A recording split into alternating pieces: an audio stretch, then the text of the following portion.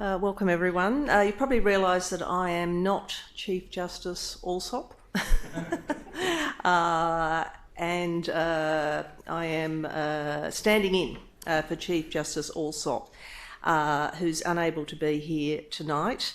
So I thank the Chief Justice for making Courtroom 1 available and the Federal Court. So those of us who are in Court 1 of the Federal Court in Sydney are gathered on the traditional lands of the Gadigal people of the Eora Nation. I pay my respect to the elders of the Gadigal people, both past and present. Those of us watching online from within Australia will be on the traditional lands of other Aboriginal and Torres Strait Islander peoples, whom I also acknowledge. So welcome tonight to all to the 2022 Annual Minds Count Lecture. Our speakers are Berkeley Cox and Margaret Cai. Berkeley is a partner in the Brisbane office of King & Wood Mallesons and was the Australian firm's chief executive partner from 2017 to 2022, and Margaret is a solicitor in the competition team at King & Wood Mallesons and a member of the Corporate Mental Health Alliance. Both of our speakers have a keen personal interest and a depth of experience in the complex issue of ensuring the psychological health of people in their workplace. I'm very much looking forward to Berkeley and Margaret sharing their insights with us. And that will then be followed by a question and answer session, which will be hosted by Jerome Doraisamy, I apologise if I've mispronounced that, who is a board member of Minds Count and also the editor of Lawyers Weekly. David Field, another board member of Minds Count and Chief Legal Counsel at Canon Oceania, will then announce the winners of our Minds Count and Chief Minds Count Annual Awards, where leadership and innovation in mental wellbeing in legal workplaces is recognised. Mel Upton, who's the chair of Minds Count and CEO of the Positive Group Australia, will provide closing comments, and I'm told that we will finish promptly at 7:30 p.m. tonight. I myself am a former board member of Minds Count. Over my 3 decades in legal practice, I've seen radical changes in attitudes towards ensuring people's mental health isn't harmed in workplaces. In my recent swearing-in speech, I identified the courtroom itself as another workplace, one in which the substance and procedures of the law being administered are based on the recognition and acceptance of the inviolable dignity of each person, entitled to respect and care by reason of our shared humanity. I believe it will become commonplace in the future for those administering justice in all its forms to recognise the process as involving workplaces in which we are all involved and entitled to care and respect, whilst preserving the traditions of robust debate and testing which are the hallmarks of our common law adversarial system and our inquisitorial processes. I anticipate it will also become commonplace for those administering justice in all its forms to recognise that actions in that workplace will affect people in other workplaces. I believe that we will come to recognise that the law in particular should be a trailblazer in setting standards and establishing practices which embody the foundations of our legal system, that is, the dignity of each person, the requirement for shared respect inherent in the social compact into which we enter with others and with the state. If a system founded on those values is a laggard in setting standards and establishing practices which enable those values to be lived day to day, then it will not only rightly be scrutinised and criticised, but the essential faith we have in the law as a manifestation of those values might be threatened. For my part, I see plenty of evidence of that increasing scrutiny and criticism in contemporary discourse. We need effective measures to ensure that behaviours in the workplace, such as bullying, sexual harassment, and personal denigration of and expressions of rage at and contempt for people, as well as routine demands for excessive hours of effectively unpaid work, are recognised and eliminated. I think it's obvious that much remains to be done in legal workplaces. In sharing their experiences with us, I anticipate that Berkeley and Margaret will provide us with insights we can all use to facilitate systemic and individual action to do better than we have done to protect people's mental health in our legal workplaces. Thank you. I'll hand over to Berkeley. Thank you.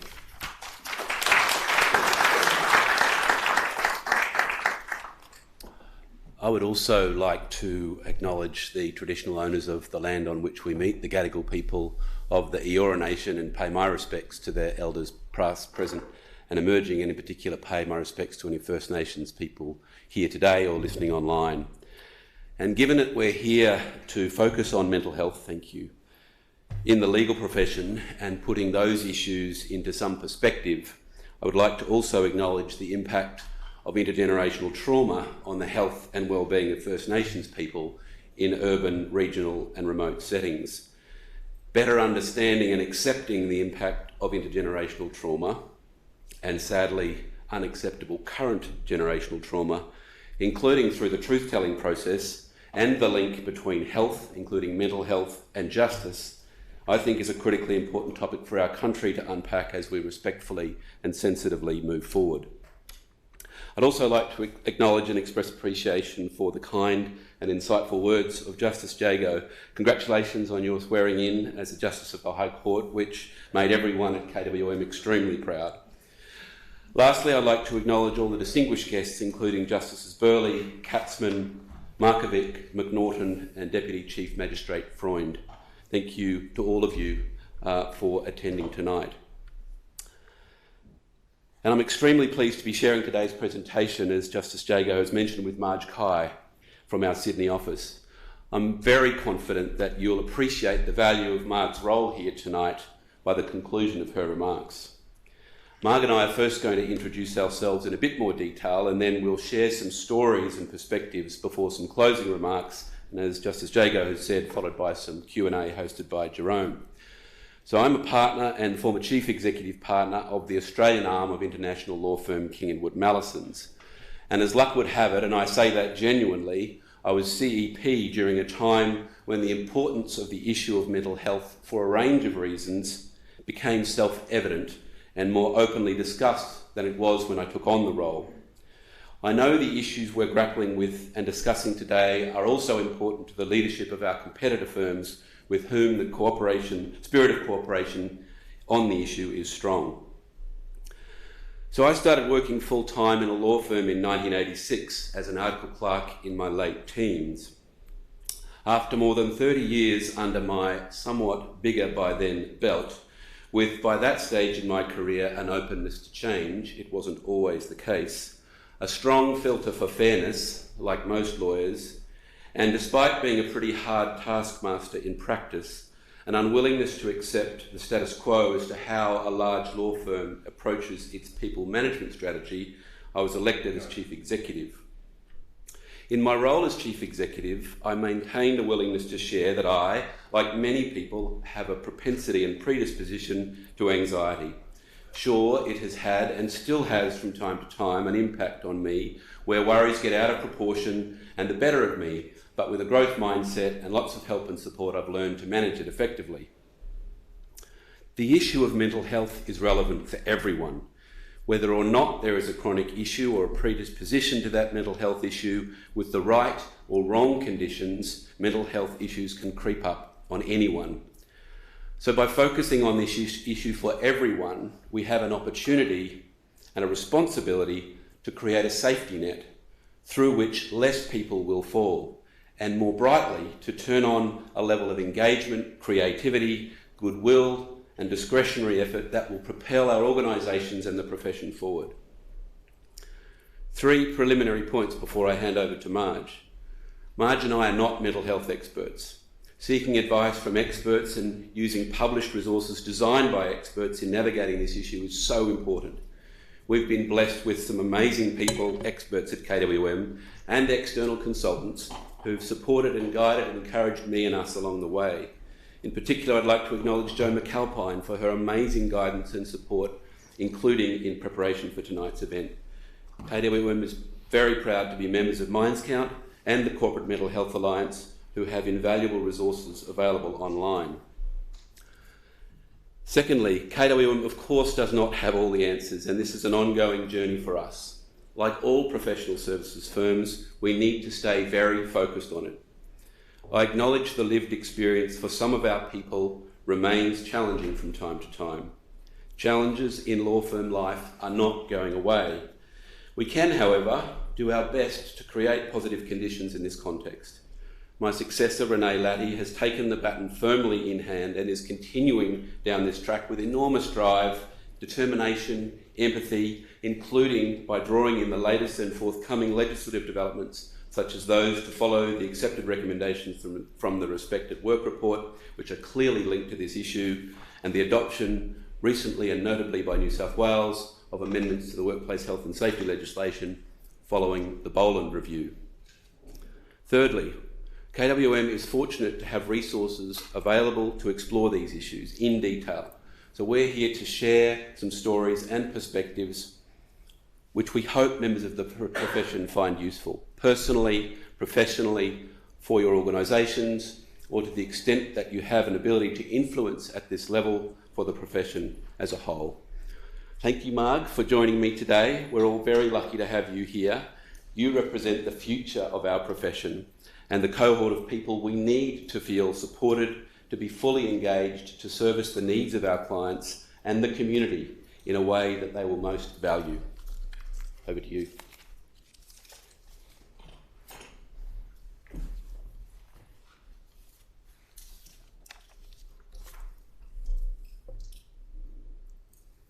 Thank you, VC, for your introduction.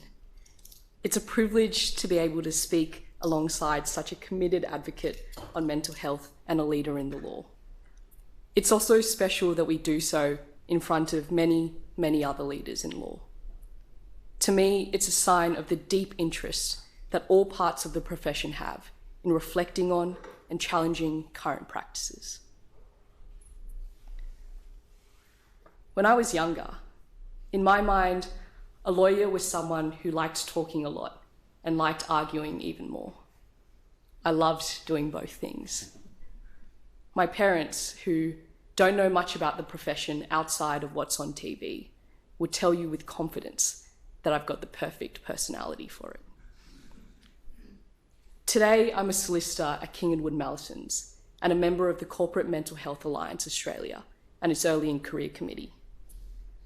My views and experiences around mental health have never been too static, and I'd be lying if I said that there weren't days where I questioned whether a career in law was something that I was cut out for.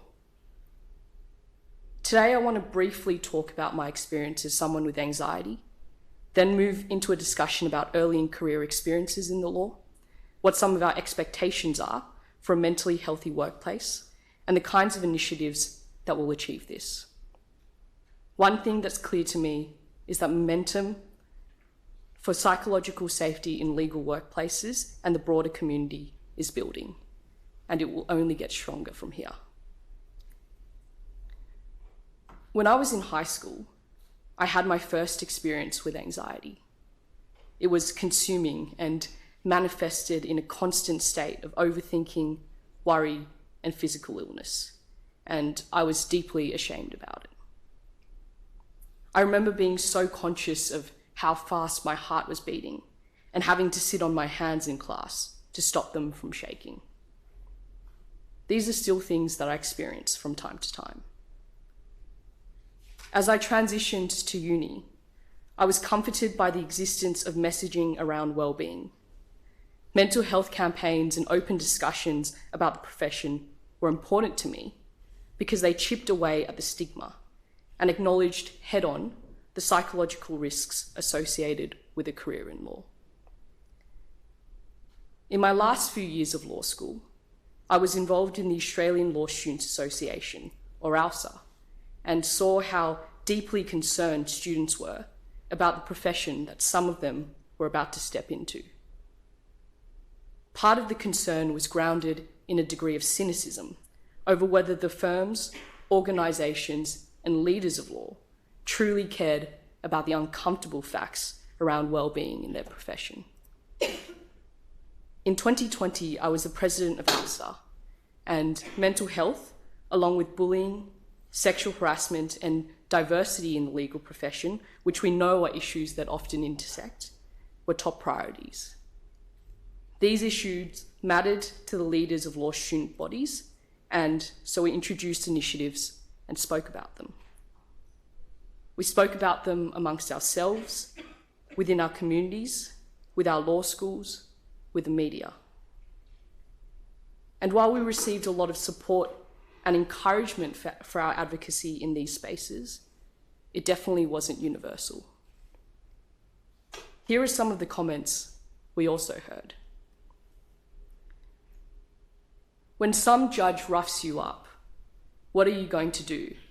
Start crying at the bar table? Your client is depending on you. Harden up. Sweet young things, why on earth are they doing law? Poor snowflakes, can't handle the rough and tumble of real life. Blame harassment, blame anything except themselves for not having what it takes. I still think about these comments now that I'm a junior lawyer. I sometimes worry that this idea around speaking up, being vulnerable, asking people if they are okay, continues to be perceived as a sign of weakness. Yet, I'm here because I'm optimistic. There will be major questions around the future of the legal profession and the sustainability of a career in it if mental health is not taken seriously. In many cases, those questions are already being posed, and we can take ALSA's trajectory as one example. In 2020, in my last year as a law student, ALSA partnered with Legal Super to offer groups of law students across Australia the opportunity to undergo mental health first aid training tailored for the Australian legal profession. This wasn't a discrete action on mental health. The following year, ALSA released a mission statement setting out short and long-term initiatives that it would implement as a peak body of law student societies across Australia. This year, ALSA held Mental Health and Wellbeing Awareness Week and released its inaugural publication into the topic, filled with personal stories, learnings, and advocacy. The story here is a self-evident and simple one. We're moving towards an inevitable shift where mentally healthy workplaces will be the minimum expectation for those who set foot into the profession.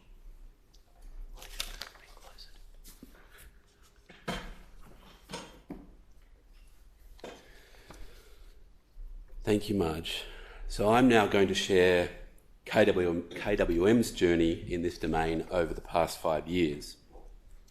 So in 2017, enthusiastic in the new chief executive role and with strong encouragement from the leaders of our people and development team at the time, Linda Johnston and Joe McAlpine, our head of strategy, ex-lawyer Andrew Cork, we put a proposal to our board supporting the development of inner capability in our partners as leaders and drawing out the link between wellbeing and performance because it was the right thing to do, and specifically because evidence indicates that 60% of wellbeing at work is determined by the quality of the relationship with one's direct line manager.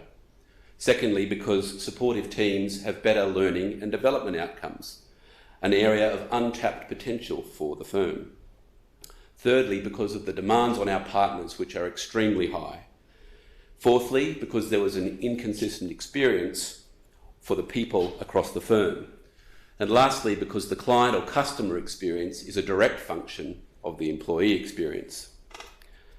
The board kindly provided their support, even though I worried that some of them may have thought I'd gone a bit rogue, driving a people strategy around something called inner capability. We then shared some detail about the approach with the whole firm through some town halls. We wanted to create a firm where everyone had the ability to grow in every sense of that word. Easier said than done, as they say. Turns out I was, talking a good game, but converting the ideas into meaningful action was much, much harder. The Financial Services Royal Commission in 2018 involved navigating intense workloads and time demands on a sustained basis when the stakes for organisations and individuals were high. Successfully managing the well-being of the people at the coalface was something that, regrettably, we were not able to do in some cases. To our dismay, we received a notice from WorkSafe Victoria. We took it on the chin and used it as a wake-up call. I needed to acknowledge that while we were talking about how important this issue was, meaningful change just wasn't occurring fast enough. We needed a sharper response. We asked ourselves, how are we going to care for each other and help our people grow in an industry that demands the highest levels of performance on a consistent basis?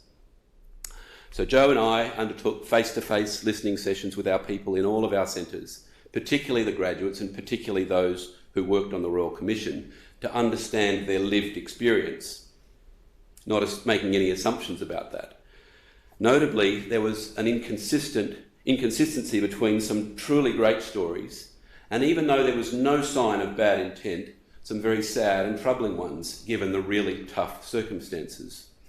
We anonymised and documented these stories and then held face-to-face sessions with small groups of all our partners to share the stories, as confronting and difficult as some of them were to hear, without any filter.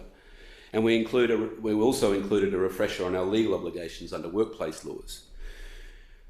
We also provided an analysis of the generational differences within the firm to highlight the gap and some truths around the mindset differences between the owners of the firm and those that we were relying on to support us and our clients in a positive and engaged way.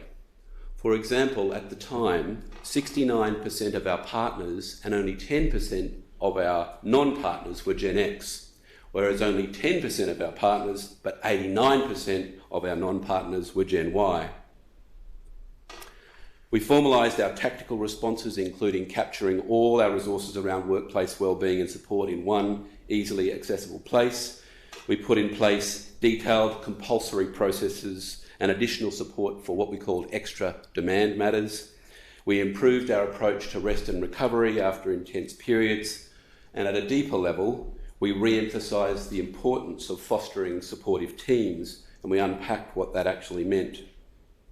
We engaged a positive group, whose principal, Dr. Brian Marion, gave this lecture in 2018, and I'm pleased to say is here tonight, to undertake an audit and an analysis of thousands of our own data points, timesheets, billing records, engagement survey results, to provide strong internal evidence to corroborate the external research which supports the links between wellbeing and performance, and identifying the core factors which underpinned wellbeing for the lawyers in our firm. In our case, those factors were placed into three buckets. First of all, belonging, loyalty, and job satisfaction. When people feel that they belong to a team, that others have their backs, and that the work they are doing is rewarding and that they are progressing, they will be more likely to feel safe and optimistic. The second was fairness, recognition, and authenticity.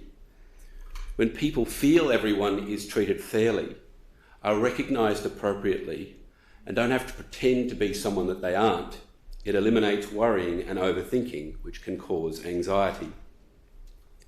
And thirdly, autonomy, workload perception, and flexibility. When people have some degree of control over their weeks, they can make a commitment to play a team sport and actually keep it. They have at least some degree of choice in terms of where and when to work, and the workload is perceived to be reasonable. It has a positive impact on psychological well-being. So now our partner development curriculum focuses on a number of these elements, such as conversations and creating psychologically safe and inclusive teams.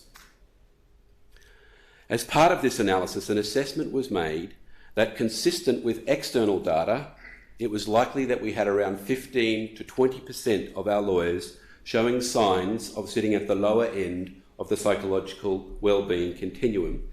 That is, showing a clear risk factors for psychological health issues. So either people weren't then coping psychologically, which may or may not have related to workload, or they perceived their workload to be unreasonable and were at a higher risk of psychological issues in the future. So this is not necessarily about working less hours, although in some clear cases it will be, but it is about helping to create an environment where our people feel that their workload is reasonable, because the conditions that we create for them make them enjoy more what they are doing, and they can be the best versions of themselves while they do it because of the supportive environment that we create for them. Generally, intense workloads and associated stress can keep people at this lower end of the psychological wellbeing health continuum, particularly when workloads are excessive for long periods of time without rest and recovery, or they are occurring in an unsupportive environment, which can then lead to burnout and more serious mental health problems. Consciously looking after people to enable them to move themselves into a psychologically better place or prevent those in a good place from moving towards the lower end will improve that safety net filter. A year after the first round of listening sessions, we did another round. This time, we asked the lawyers questions to identify stories which reflected good leadership and supportive team interactions.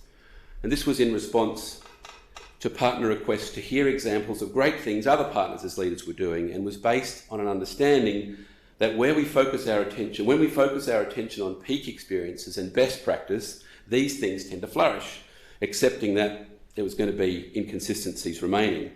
But the stories we heard were inspiring and amazing. And then we started to meet all the partners in small groups again to report on these latest listening sessions, hoping that, again, by focusing on best practice, we would see it flourish across the board. We also reported on the positive group audit results, stressing, interestingly, that there was a correlation between the high-performing teams that in fact worked longer hours and those that were fully engaged because the environments were supportive.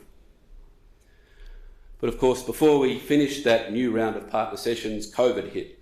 And like everyone else, we were all working from home, confronted by an additional set of factors involving health risks, significant uncertainty, and for some involving the challenges of home caring responsibilities alongside of work, and for others managing social isolation.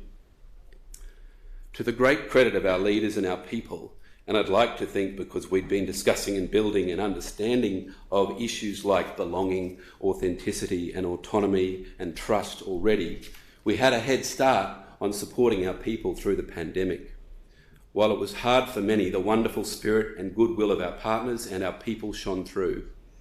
We were not only able to keep our head above water, we managed to swim. Like all firms, we then needed to work out what to do with the results of the world's biggest working from home experiment in a way that was suited to KWM.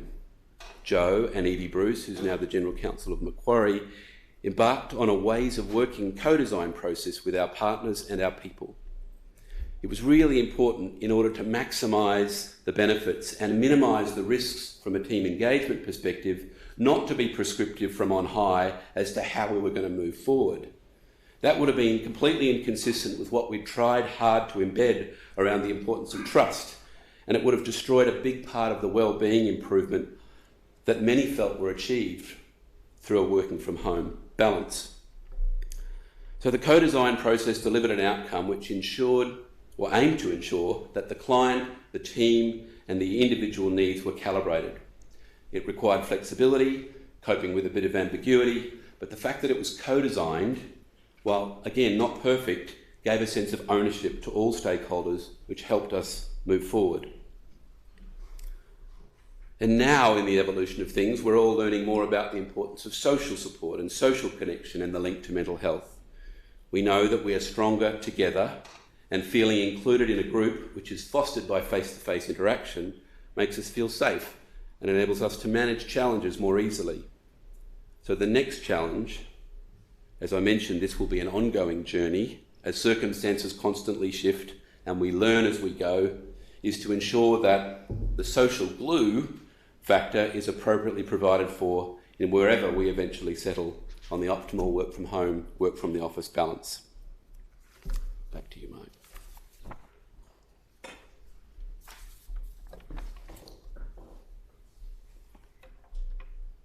In what we've discussed so far, it's clear that wellbeing in the law is complex and involves many stakeholders. I've spoken a little bit about the concerns around mental health from a law student perspective, and I think that really leads into the experiences of early in career members of the legal profession. But before I unpack those experiences, I want to be explicit in framing them around the context that we're a part of. We know the legal profession is overrepresented when it comes to mental ill health. In the 2009 Courting the Blues report, a survey of Australian law students, solicitors, and barristers found almost 60% of respondents reported experiencing moderate to very high levels of psychological distress. The Law Council of South Australia has found that a career in law is consistently in the top 2 professions with the highest prevalence of mental health issues. A 2019 survey by Meritus ANZ had 85% of its lawyer respondents saying they or someone close to them at work had experienced anxiety, and 60% had experienced depression.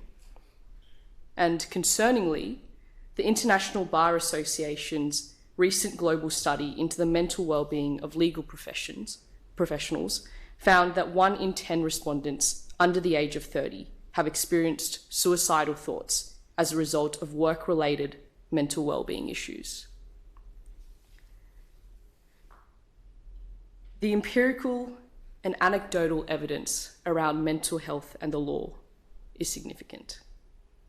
This has been branded the burnout profession. And this is the environment that many people will begin their career or have their first full-time job in. The environment a person starts in sets the tone for how they decide to navigate through their career and the profession moving forward. I think there are some pervasive challenges that underpin the way early in career members view, engage with, and show up to work. The first is around the pressure of wanting to make a good first impression at work and wanting to prove that you're a team player, someone who has a strong work ethic and deserves to be here. When there's a lot of work to be done, this can easily lead into a situation where early career lawyers say yes to everything and take on more than they're able to. And if everyone else is doing the same thing, if their team members are always in the office or online late at night, logging off can feel like not doing enough. That leads into my second point.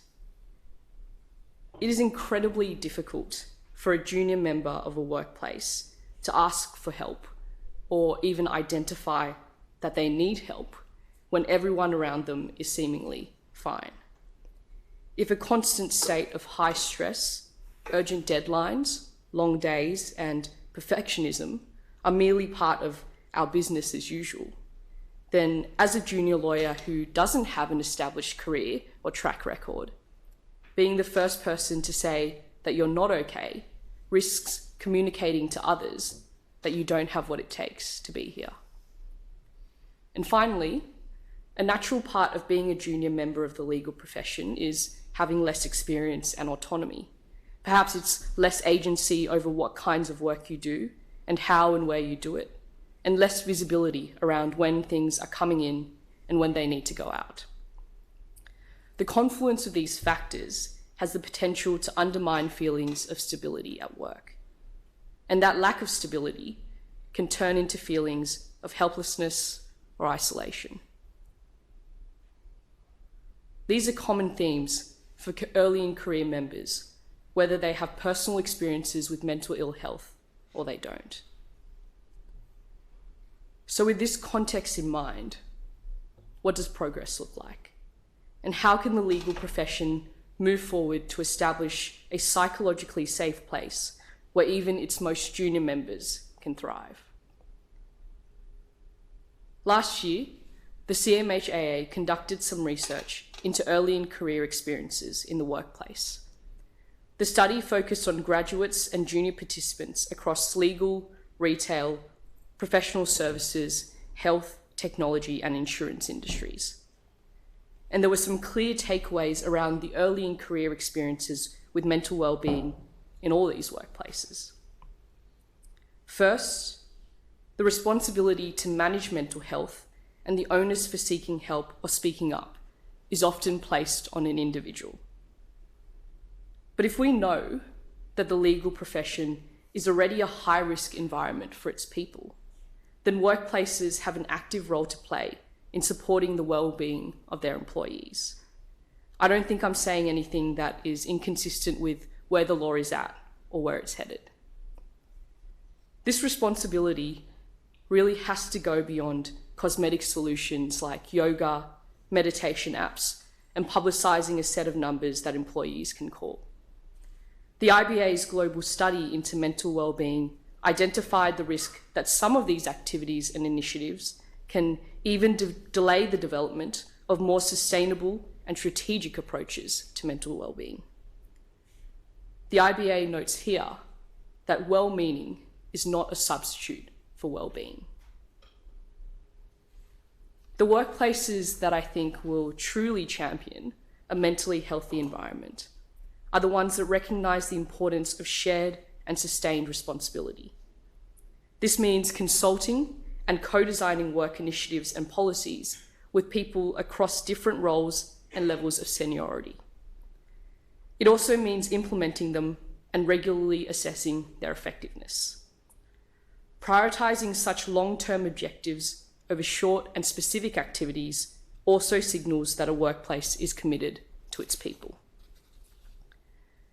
The second theme that resonated with me from the CMHA research relates to the stigma around mental health. I'm confident that throughout the profession, from law schools to the bench, the dialogue around well-being and mental health is really opening up. But I also think the spotlight is now on walking the walk. Leaders who share their vulnerability are valued by early in career employees and can go a long way in shaping their organisational culture. As a junior lawyer at KWM, BC's candidness today and Renee's leadership in driving wellbeing initiatives and conversations around the firm are so powerful because they give permission for others to speak up. From an integrity and inclusion perspective, it goes some way in addressing a fear that being open about mental health will result in repercussions like withheld promotions and opportunities. On the other hand, if it's significantly harder to take a day of leave for your well-being than it is for your birthday, or if the behaviour of switching off isn't modelled by managers and leaders in the workplace, then the stigma around mental health will continue to linger. It can be a source of great frustration for early in career members like me because it confines well-being to something in the abstract. Now, perhaps more immediately, there are also protective things that can be done to help early in career employees avoid certain mental health challenges. For example, giving graduates greater clarity around their role, expectations, and responsibilities can mitigate some of the concerns that might arise from not having control over their workflow.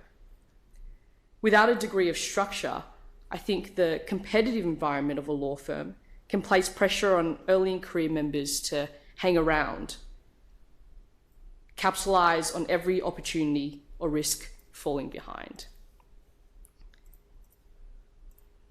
Individuals, teams, and organisations all have roles to play when it comes to mental well-being in a legal workplace. To me, the organisation has a fundamental duty to set the right structural and cultural parameters. This isn't just limited to having a policy in place and some links to resources for when you really need help. In industries where there's a greater likelihood of physical danger or injury, from construction to sport, we would consider it negligent if, in spite of these known risks, the right equipment, training, and resources weren't preemptively available at work. Law firms and legal organisations should be guided by the same urgency when it comes to psychological risks. This may look like resourcing in additional staff on extra demand matters ensuring that juniors are not given unsustainable hours or unattainable goals that are tied to their pay or progression, and promoting people based on proven managerial competence and not just technical abilities. At a team level, there's a responsibility to be that bridge and ensure that mental well-being is not something that is dismissed in practice. In a study by the City Mental Health Alliance UK into the state of mental health in young professionals, approximately 80% of respondents indicated that having a supportive and approachable direct manager had a positive impact on their mental health, as BC mentioned earlier. And over 1 in 3 said that they were more likely to access mental health and wellbeing support at work if their direct manager talked about it.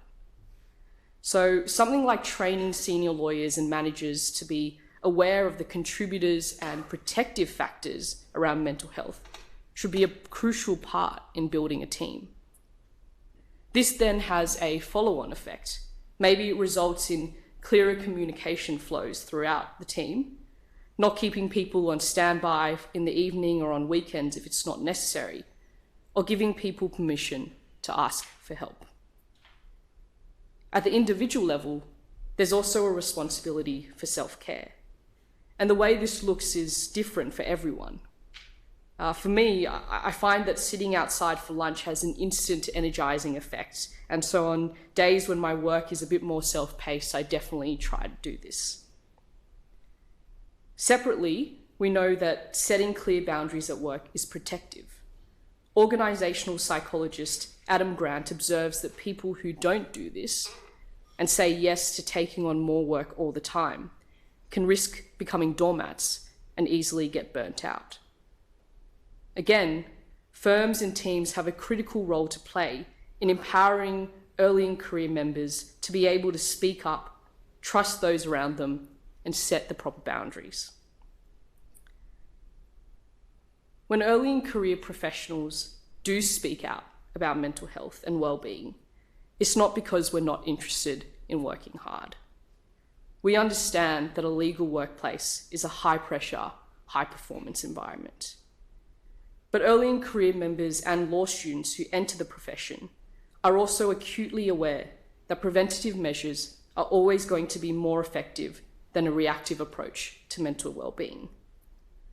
Part of this contract that we have with our organisations and employers involves an expectation that in exchange for the work that we do, it's only fair that our leaders will back us, and that we'll be supported with an environment where we can thrive, with learning opportunities and intentional practices that contribute to a psychologically safe workplace.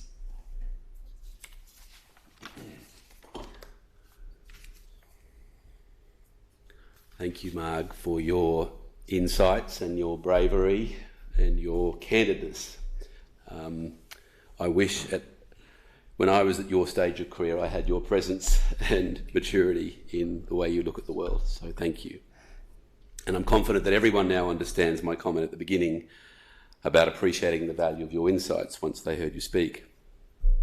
So in conclusion, there are 3 learnings that I have that I wanted to share. And it's been a pretty sombre mood, it's a pretty sombre topic, but I want to bring it upbeat a little bit.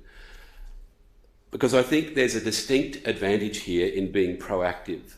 Rather than seeing this as a burden driven by current and emerging legal obligations or based on a need to support those with known pre-existing mental health issues, we can see it as a really good opportunity to create a more engaged and successful organisation and to look at it through a preventative lens. Recent MIT research confirmed that healthy organisations outperform their peers on many measures. And secondly, there's a really beautiful alignment between the strategy in this domain and other organisational strategies. A client strategies, as I said earlier, will be served well given that the customer or client experience is a direct function of the employee experience. And a digital transformation strategy can and should be about using technology to facilitate the more mundane work so that our people can spend more time on work that is interesting and challenging. The MIT research I mentioned supports this and also speaks about lower absenteeism and lower turnover. Everyone is talking about sustainability now, and it's certainly aligned to that. It seems self-evident, but if done well, implementing a strategy like this should enhance all outcomes, including financial ones. And thirdly, and this is perhaps an appeal to the senior ones amongst us, and it's not the most positive of the three learnings, but at a personal level, please recognise that we can't disassociate or absolve ourselves from this. I think there's a grave danger in othering it away as someone else's problem, or as a problem with the system, or a particular generational attitude. Consistent with Marg's observation, each of us has a critical role and a fabulous opportunity to play, especially those who are in leadership roles whose impact on those around them is profound. Compassion, awareness, and intent will go a long way, as will showing some genuine signs of vulnerability yourselves. Believe it or not, being human is endearing and creates an increased degree of psychological safety within our teams and will go a long way. As Dr. Marion says, we cannot not communicate. So always remaining very present, easier said than done, maintaining an awareness of our own state and paying attention to what is happening for us, inside us, in each moment, whether it is, whatever it is that sits behind our emotional state, trauma or otherwise, and a deliberate and positive intent in every interaction we have with every person, and compassion for whatever might be going on for them. I think will create a virtuous circle, the exponential effect of which will make the world a better place. Imagine if the legal profession in Australia, despite the reputation deficit we seem to bear, can in fact lead the way, or trailblaze, as Justice Jagot said, on this. I think we can do it. Over to you, Marge, to conclude. Thank you, BC, and thank you to everyone for joining us today. There are many people who want to see how the legal community continues to evolve and grapple with mental health, well-being, and belonging in the workplace. I'm sure there are also others who will be keen to maintain the status quo because it's the easy thing to do. It doesn't require potentially pitting short-term gains against long-term objectives. But mental health and well-being are issues for everyone in our profession, and the expectations for workplaces are clearly changing. Law students and early in career lawyers want to see psychological safety in practice. What this looks like is a shared responsibility between individuals, teams, and organisations to communicate openly, to build, consult on, and co-design teams where everyone has a sense of ownership, and to train people on the protective and risk factors associated with mental health. It's easy to be proud of a profession that cares about the well-being of its people. To me, as a junior lawyer, the career I aspire to have in the law will be closely aligned with a workplace that prioritises these things. Initiatives that focus on preventative measures and an environment that empowers its people through psychological and cultural safety. Thank you.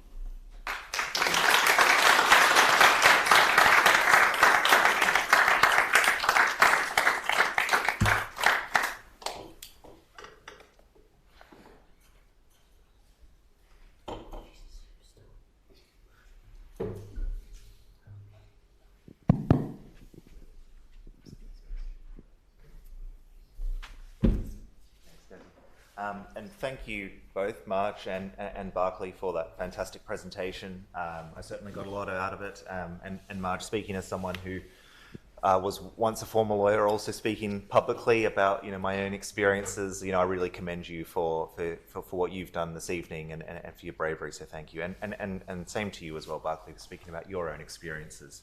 Now we're going to have a few minutes for questions. And I'll kick things off by asking both of you.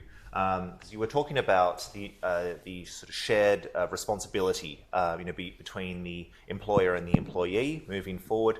And I wanted to know from both of you, given how much working life has shifted in the last two and a bit years, given that working from home, hybrid, flexible arrangements are much more mainstream than they were pre-pandemic, how you see the burden of responsibility shifting, if at all. Put another way, if a lawyer is choosing to work from home, is the responsibility on their shoulders as opposed to their employer who might be in the office? I think you want to go. Yeah, I mean, I think... You might need to... Sorry. Yeah, I think there is definitely a risk that that burden shifts, but in the same way that you don't stop working because you're working from home, the responsibilities to create that cultural and kind of psychological safety, I think, should extend, you know, as a shared responsibility between individuals, teams and organisations. And I think the workplaces that are able to tap into that and are able to extend that psychological safety to people who work from home are the ones that will see its people thrive.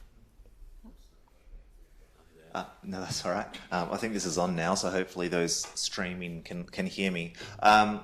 Berkeley, I'll put this one to you. Now, depending on what you're reading, what newspapers, we may be heading for a recession in the near future. Certainly that seems to be the case overseas, and Australia may follow suit. Now, I appreciate you're no longer the chief executive partner of Mallesons, but given the headwinds that are coming, the fact that the turbulence and uncertainty that we have been experiencing is certainly not going away anytime soon, are you worried at all about the profession's capacity to effectively prioritise health and wellbeing moving forward, given everything else that we're going to have to be worrying about? Is there a way for us to ensure that we are still looking after staff, without necessarily, compromising all of those business concerns, keeping heads above water in that sense? Yeah, it's a great question. And in one of the earlier drafts, I did contemplate talking about the world that we might be heading into. And I don't know whether the other older people in the audience would agree, but it feels like the pace of change. It feels like what we're having to address and the pace of things that have been throwing at us just gets faster and faster. And I think all of that supports actually getting this right, because the more we are able to understand what's going on inside ourselves, the more we can be compassionate and support each other, the more we have a better understanding of psychological safety, then the more we're going to be able to navigate change, whatever it might be. We didn't know the pandemic was going to hit. I feel like we were better set up to manage it because of the work that we'd done before. And I think that would apply to anything that might happen. God forbid war, God forbid a severe economic downturn, whatever it might be. If we focus on this, we're going to be better able to navigate it. I should note also for those who are streaming live, if you do have questions, you can submit them via the portal that you're using to watch this event, and one of us will be able to identify that question and put it to our speakers. If any of you also have questions, please put up your hand and we'll have a roving mic come out to you. Margaret, I wanted to ask you as well, given that you are a young lawyer who is speaking about this stuff, what's your sense of the of young lawyers' confidence to speak about these things? I know there was certainly a time not so many years ago where the idea of speaking to your boss or the partner that you're working for would be I don't want to. Death sentence is absolutely the wrong phrase to use, but it would be there will be a danger that you would impact your career progression, or that you may even be fired, you'd be passed over a promotion, you wouldn't get a pay rise. I think to some extent that fear is subsiding, even though it hasn't completely been removed. What's your sense of young lawyers' willingness and capacity to speak openly about those health issues, even if they maybe feel like they don't have the runs on the board yet, so to speak? Yeah, I think that's, again, a really great question. And if we look at ALSA as an example, I know that there are people from ALSA who are in the audience today. These are things that are talked about amongst cohorts of students, amongst cohorts of legal professionals. And I really think that there is this momentum to change, and people are more willing to and more confident in the profession as a whole to be able to speak about these topics. And I think, again, it comes back to environment. If it's not an environment that's conducive to allowing its people to speak up, ask for help, then one, it's not a workplace that I want to be in. It's not a workplace that I think a lot of people would want to be in, and you'll see that in the attrition rates. But it's also, it's also an ability. It provides an opportunity that you can actually change that, and so I think there is an excitement and enthusiasm from younger members of the profession to communicate openly and honestly about this. Right. Berkeley, you mentioned at one point in the talk that or how much you admired Marge for her willingness to speak openly, particularly given her age and her relative junior position in the profession, and I can absolutely see why you have that admiration for her. If you were to be a say 22, 23, 24-year-old lawyer again, if you were starting off in the profession right now, knowing what you know now, given all that you've seen in your career, what kind of advice would you give to yourself if you were starting out right now? That's a really difficult question, because I think it's really difficult to project ourselves into the lived experience of people in a different generation. So, I just think Marg's such a wonderful role model that if I could emulate even a tenth of what Marg's been able to emulate, and that confidence and self-assurance and insight and thoughtfulness, I'd be pretty happy with myself. But I can't imagine I would have ever been able to in that position. I don't know, that probably doesn't answer your question, but I think, as I say, if I could emulate a tenth of what Marg's emulated, I'd be pretty happy with myself. And I think we're very lucky. As I said, I think I feel very lucky that I was in a leadership role at a time when these issues have become more self-evident, and we're happy to talk about them, and we're happy to grab them, and as difficult as they are, and we're dealing with a lot of difficult issues in this country. I talked about our First Nations issue. Let's grab them. Let's unpack them, as complicated and as difficult as they are, and let's try to solve them rather than kicking it down the road. So I think it's fabulous that there's this alignment between what leadership is thinking and doing, perhaps because it's an imperative given the need to engage the generation as it is, to enable us to do what we need to do, but perhaps because it's the right thing to do, and as a society we're maturing to a point where we recognise we've just got to do something differently. Does anyone in the audience have a question at this point? I've probably been speaking for a bit too long. Yeah, just one coming up behind you there, Alan. Yeah. Thank you very much for an excellent set of lectures. I'm not sure whether it's a lecture or a set of lectures, but I'll take it either way. I really just wanted to ask, I was intrigued because, frankly, you might be relieved to hear, Berkeley, I'd forgotten about the Banking Royal Commission and the problems in Victoria. But I'm now tempted to ask you, in light of all of the experience, if you would have it again, and it was a perfect storm really, you had a Royal Commissioner with a very short time frame who perceived that the institutions who were involved in the Commission were not responding as promptly as he needed them to meet his time frame, how would you now deal with it differently? And of course I can ask you that, you don't have to deal with it differently, but how will your successor deal with it differently to avoid that problem next time? Yeah, it's a good question, and I'm sure David Field and others could talk to the engagement that we talked about at the time as between those in positions of genuine power around how these things are managed, and I get it in terms of the expectations of the Commission in that case and the timetable and whatever. I do think that we've learnt a lot, and I do think that some of the things I talked about around the processes we have in place in terms of what we call extra demand matters, where we have dedicated project managers, the senior associates aren't responsible for managing people wellbeing as well as managing the matter, where we have dedicated people from our people and development team checking in on a regular basis, where we have compulsory team meetings. These sorts of things have become regimented in the way we do things, embedding the concept of rest and recovery, so that after we're tracking people's timesheets, making sure that if objectively the timesheets look like they've gotten to a point where someone needs a proper break, we make sure they have a proper break. So I think there are some, as I say, tactical things that we've gotten better at now as the years go by. These things might be forgotten, but our objective and need is to make sure that we keep these things alive. But I think more importantly, there's a better understanding now about what a supportive team environment means, and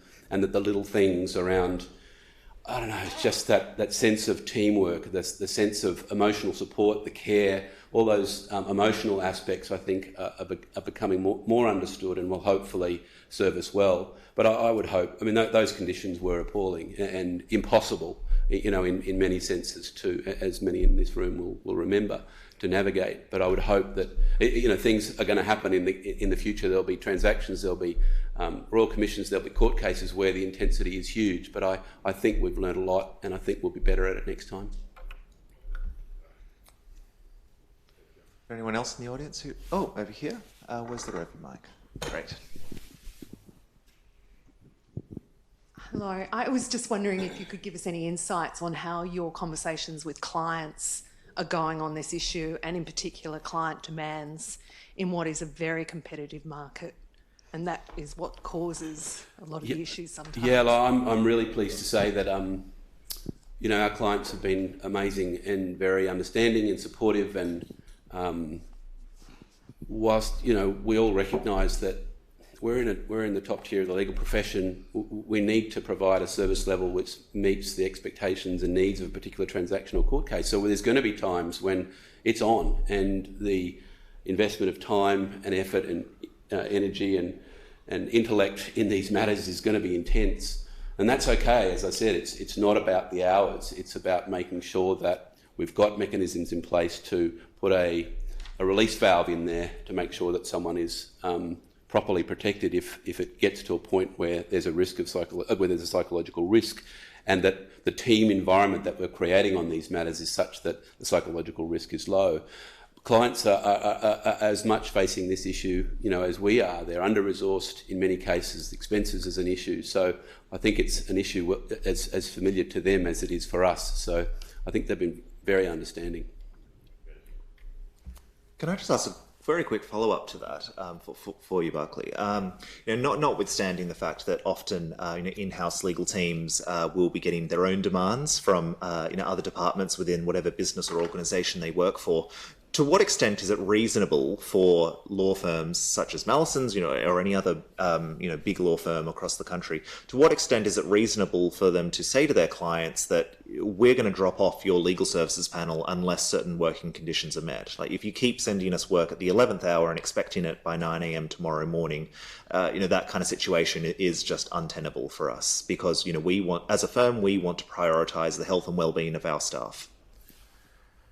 Yeah, I would hope that we wouldn't look at it in a binary fashion, that there would be some give and take there, and that a good quality relationship, which, as we said, was critically important internally, is as important externally. And by building these quality relationships where there's a trust and there's an understanding, that we wouldn't get to that binary outcome. I would be staggered if we ever got to that point.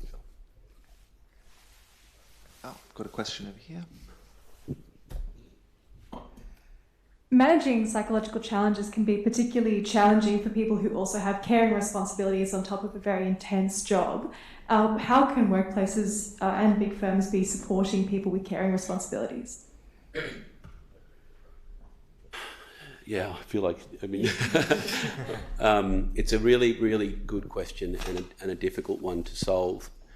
I think it comes back to, again, what we talked about in getting to know each other really well and getting to know what's going on. I mentioned that term, for each other. And I think with a degree of compassion and understanding, we can manage whatever complexity exists for any individual, whether it's someone on the more severe end of a complicated mental health issue, or whether it's someone who's dealing with issues at home which are going to create an environment for them which will lead to a higher risk of something emerging in the future. So I think we can work through that, but we need to create the safety in the environment where that person feels comfortable about raising the challenges that they're facing at home, the fact that they really want to work at the firm, they want to do good quality work, let's find a way to work through that. Is there some support the firm can give around working hours? Is there some support the firm can give around caring responsibilities to ensure that we can find a sensible balance to keep everyone happy? Is there anyone else with a question? I might ask one for Marge. I'll get you back up at the lectern.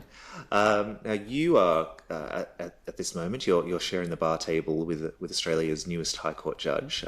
No small feat for any junior solicitor. And obviously, Her Honour has joined the bench and brings with it, her passion and interest for mental health in the legal profession, which is, I think, a really huge step forward. Now, this is not to say, of course, that Her Honour's new colleagues don't share that same passion. I'm sure they do, but it is a really significant thing, I think, to have someone on Australia's highest court with such a keen interest, as do many of our other leaders across the profession. So I'm curious to know, from your perspective, as an emerging leader in the profession, what level of optimism you have moving forward, that we are absolutely headed in the right direction and we're not going to be taking steps back. You spoke towards the end of your presentation about having pride in this profession that we're part of. So yeah, how high is your optimism right now?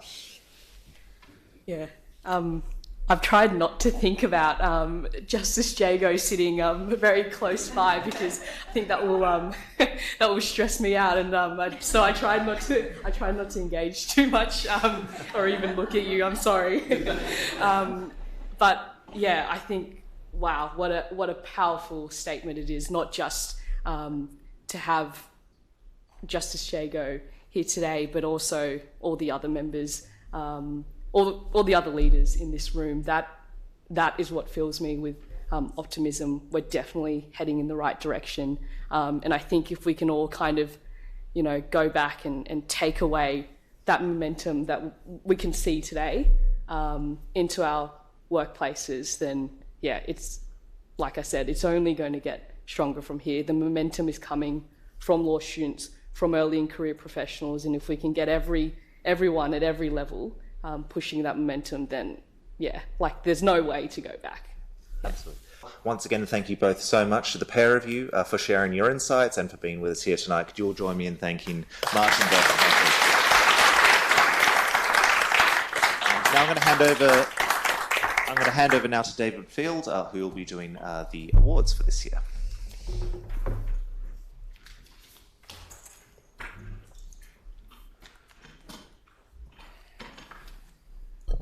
Thanks, Jerome, and before you ask, I'm fine, thanks. So we launched the Minds Count Annual Awards in 2019 to recognise leadership in mental wellbeing in Australian legal workplaces. There are two categories in the awards: the Best Mental Wellbeing Initiative in a Legal Workplace for organisations, and the Individual Leadership in Legal Mental Wellbeing Award for individuals. The criteria for the award for organisations are leadership commitment, innovation, effective implementation, staff awareness and participation, and prioritised targeting of meaningful issues. Following a review of health and safety incidents, a review of data from their employee assistance program, and a listening survey, the winner of the award for the organisations implemented a firm-wide wellbeing program.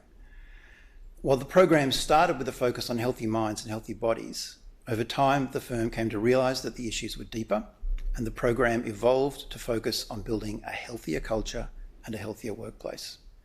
This aspect of the program resonated for us, as so many organisations tend to start with initiatives that risk blaming individuals for their issues rather than having leadership realise the responsibility that they need to accept for providing the right culture and environment for employees to thrive.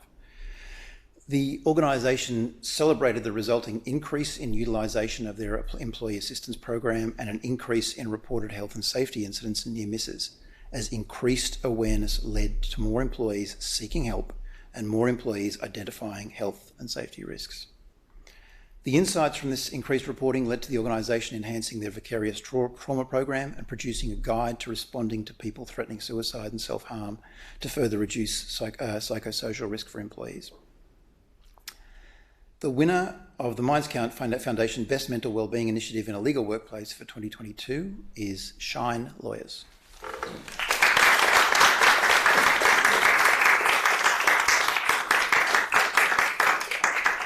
Congratulations to the team at Shine who couldn't be with us in person but are participating in the live stream from their offices in Brisbane. The criteria for the award for individuals are leadership, innovation, impact and meaningful contribution. The winner of this year's award in the category for individuals is a leader in an in-house legal team. He co-leads his organisation's Global Legal Awareness Committee, which comprises senior lawyers across different global regions and aims to raise awareness of issues related to the health and well-being of members of the company's legal function, and seeks to provide practical and constructive tools to enable members of the legal function to manage their health and well-being. The winner's advocacy and passion to promote health and well-being has led to the adoption of dedicated health and well-being sessions in the monthly global legal meetings, as well as the relaunch of a global legal buddy program across the legal function, providing support and mentorship. The winner also had the courage, vulnerability and leadership to share his own personal challenges with mental health, helping to break through stigma and create a safe space for others to share their own issues. The winner of this year's Minds Count Individual Leadership in Legal Mental Wellbeing Award is Andy Liao, a managing counsel within the Asia Pacific legal function of Cummins Inc. Andy, would you like to come and...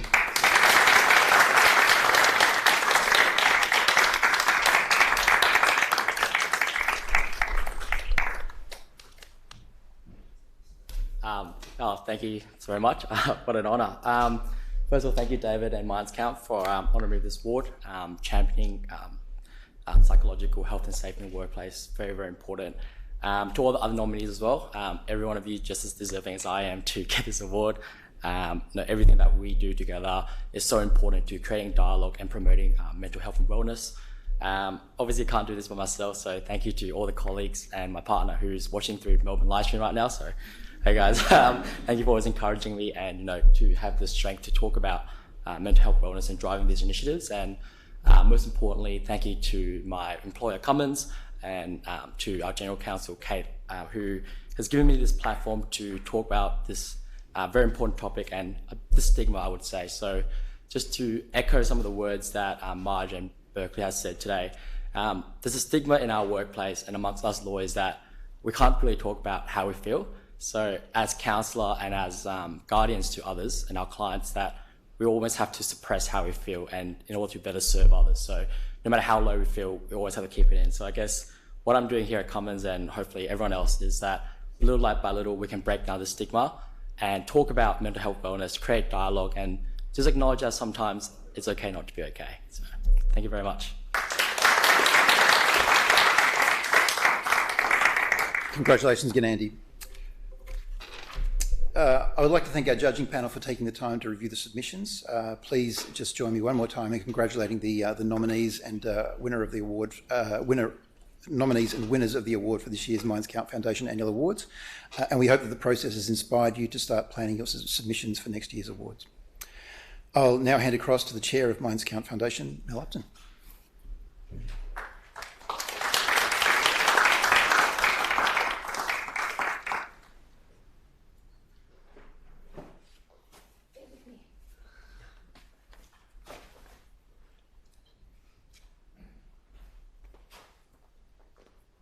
Firstly, I'd like to say, and for those that couldn't join us but are on live stream, it's fabulous that you joined us, but I have to say, coming together in person is a real treat, even though we're getting some momentum back. So I do thank you for your attendance in person this evening, and I hope that you can stay back and join us for a beverage. Thank you to Jerome, David, and to our winners tonight. And thank you for being here in attendance to accept the award, and congratulations on what you're doing, and we wish you all the best with your endeavours. We will finish on time, so I'll be pretty quick, but I do want to thank Chief Justice Alsop, who is ill today, but I do want to thank him for his ongoing support. It's been a number of years now, and he always makes us feel very welcome in this court. So I do wish him a speedy recovery and hope to see and be back here again next year. Much gratitude to Justice Jagot, not only for her contribution in terms of Minds Count Foundation for a number of years and her engagement and involvement in the original guidelines, but also her ongoing commitment to the rule of law and access to justice in this country for all. And to echo the comments made, it was fantastic news, and I think we're all incredibly elated and pleased with her recent appointment. She has stepped away from the board, and we struggled a little bit with that, but she did remind us that she needed to do that, and we accepted her resignation.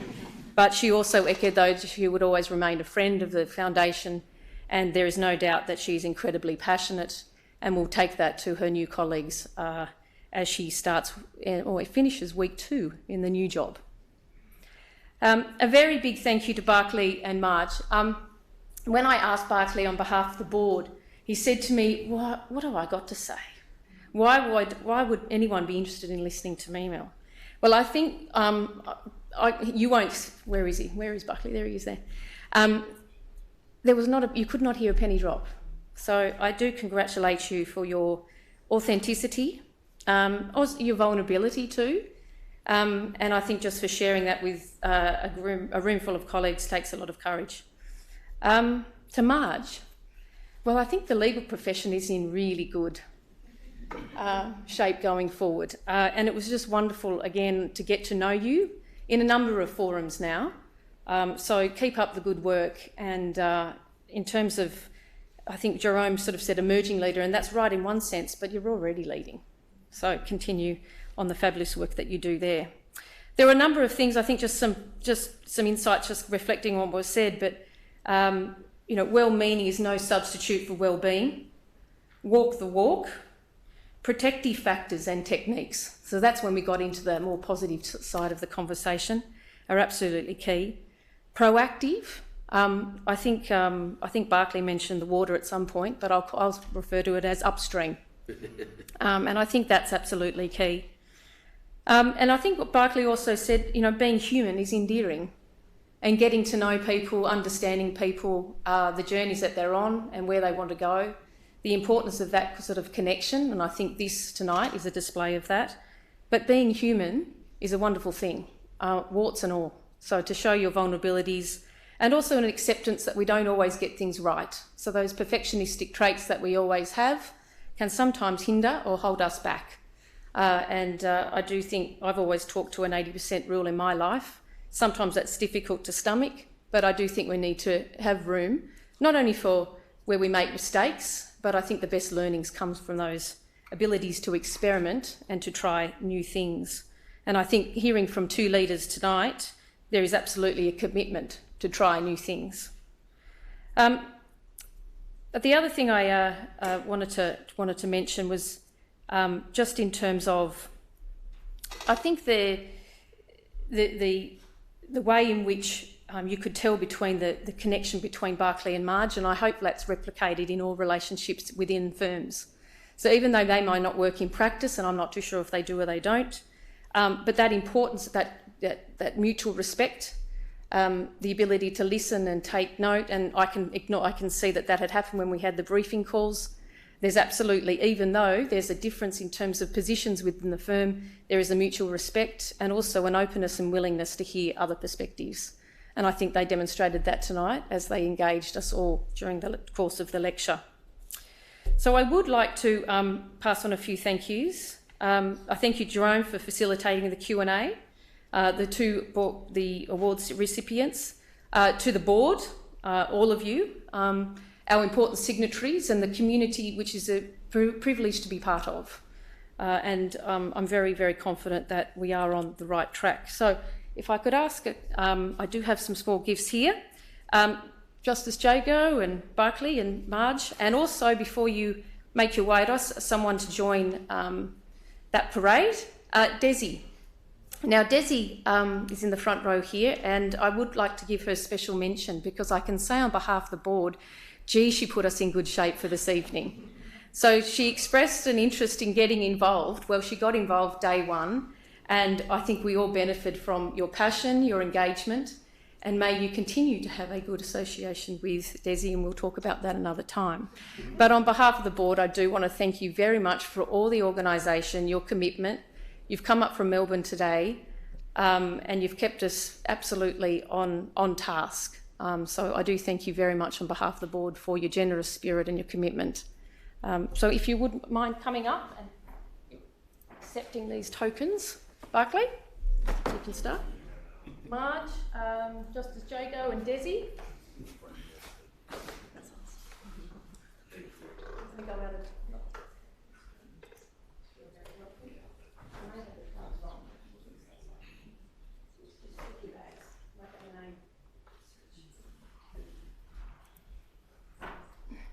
Desi?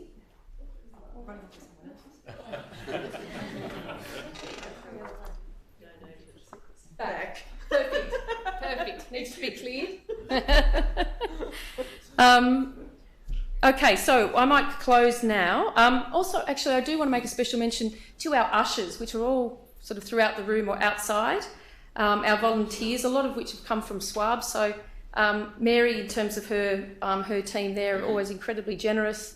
I do want to thank them for their commitment and getting us all here tonight. So they're the ushers. So if I could ask you to put your hands together and thank everyone.